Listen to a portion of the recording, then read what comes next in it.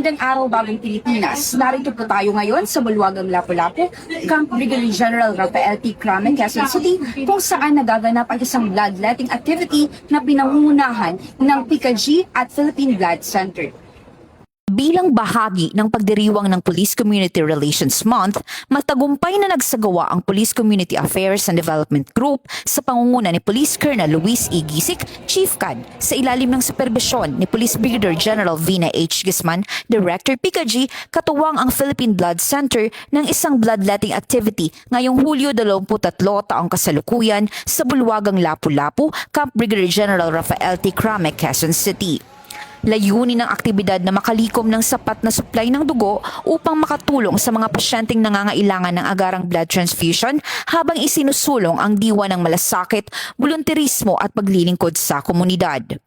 Dumalo at voluntaryong nag-donate ng dugo ang mga miyembro ng Philippine National Police mula sa PNP SAF, NCRPO, non-uniformed personnel at iba pang national support units na naglalayong makatulong sa pagliligtas ng buhay ng kanilang kapwa.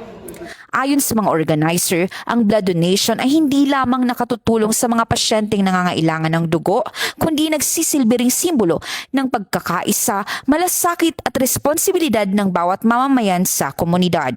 Good morning po sa ating lahat. Kami po sa Department of Health Philippine Blood Center ay nagpapasalamat po sa Philippine National Police sa pangunguna po ng PICAD at yung ating PNP Health Service sa pagkandak po at pakikiisa sa amin sa inisyatibang makapagbigay ng dugo po o yung voluntary blood donation program. Napakarami pong natutulungan nito na ating mga kababayan na mga pasyente dahil yung mga dugo na malilikom po natin dito at makokolekta ay mapupunta sa mga pasyente na nangangailangan ng dugo. Muli, kami po ay nagpapasalamat at sa patuloy na suporta ng Philippine National Police po sa voluntaryong pagbibigay ng dugo.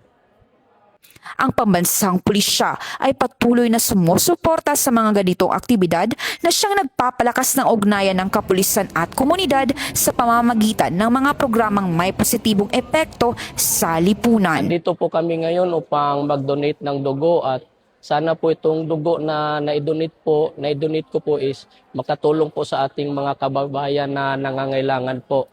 At sana po yung mga matulungan namin is magiging ligtas po sila. Mula dito sa Campo Crame, ako ang inyong PNN correspondent, Patrolwoman Jera de Duterte, alagad ng batas, tagataguyod ng Balitang Pulis.